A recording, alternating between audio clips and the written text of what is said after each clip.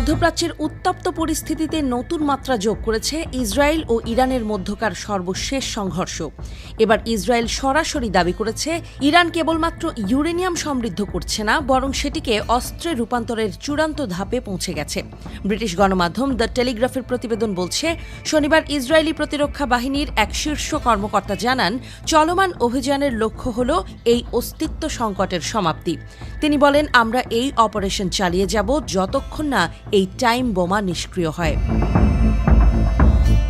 প্রতিবেদনে বলা হয়, ইসরায়েলের কাছে থাকা গোয়েন্দা তথ্য অনুযায়ী ইরান বর্তমানে অন্তত 15টি পারমাণবিক বোমা তৈরির জন্য যথেষ্ট পরিমাণে সমৃদ্ধ ইউরেনিয়াম মজুত করেছে। এই সংখ্যা জাতিসংঘের পারমাণবিক পর্যবেক্ষক সংস্থা IAEA এর সাম্প্রতিক অনুমানের চেয়েও বেশি। IAEA পূর্বে জানিয়েছিল, ইরান 9টি বোমা তৈরির মতো ইউরেনিয়াম সংরক্ষণ করেছে। তবে এই তথ্যের চেয়েও বড় চমক এসেছে ইসরায়েলের নতুন গোয়েন্দা মূল্যায়ন থেকে। সেখান থেকে জানা গেছে, ইরান শুধু ইউরেনিয়াম সংরক্ষণ করছে না, বরং ইউরেনিয়াম মেটাল কোর ও নিউক্লিয়ার ইনিশিয়েটর তৈরির মতো উপাদান প্রস্তুত করছে, যা একটি পারমাণবিক বোমার বিস্ফোরণ ঘটাতে প্রয়োজন। এই অগ্রগতি অনুযায়ী ইরানের কাছে 50টি পারমাণবিক বোমা তৈরির সম্ভাব্যতা রয়েছে বলেও ইসরায়েল দাবি করেছে। ইসরায়েল এই তথ্য অন্যান্য আন্তর্জাতিক গোয়েন্দা সংস্থার সঙ্গেও ভাগ করে নিয়েছে বলে জানিয়েছে। এই বক্তব্য যুক্তরাষ্ট্রের পূর্ববর্তী মূল্যায়নের সঙ্গে বিরোধপূর্ণ। মার্চ মাসে মার্কিন জাতীয় গোয়েন্দা পরিচালক তুলসি গ্যাবার্ড কংগ্রেসে বলেছিলেন, ইরানের ইউরেনিয়াম মজুদ এখন অভূতপূর্ব এবং এটি কোনো পারমাণবিক অস্ত্রহীন রাষ্ট্রের জন্য নজিরবিহীন।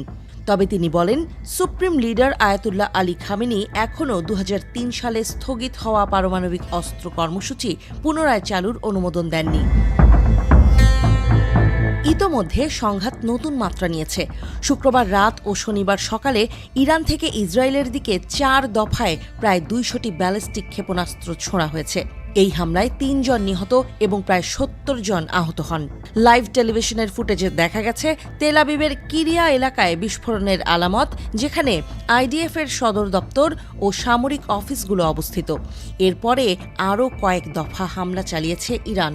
ইসরায়েলের কাছে 3টি হুমকি এখন অগ্রাধিকার পাচ্ছে। 1. ইরানের পারমাণবিক কর্মসূচি, 2. ইরানের ব্যালিস্টিক ক্ষেপণাস্ত্র এবং 3.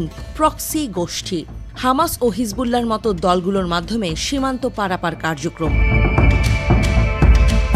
IDF দাবি করেছে, ইরানের বর্তমানে প্রায় 2000টি ব্যালিস্টিক ক্ষেপণাস্ত্র রয়েছে, যেগুলোর সাহায্যে তারা ইসরায়েলকে লক্ষ্য করতে সক্ষম।